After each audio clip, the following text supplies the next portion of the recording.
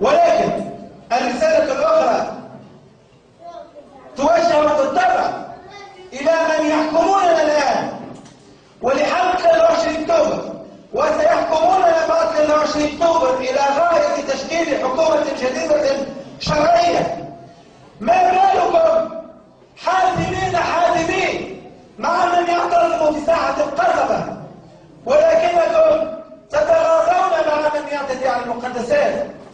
لا نطلب منكم محاكمات سورية، ولكن فاعلوا القانون التونسي وشكلوا القضاء العام المستقل في المجلة الجنائية التونسية في القانون التونسي فصول تعاقب على التعدي على المقدسات ففاعلوها.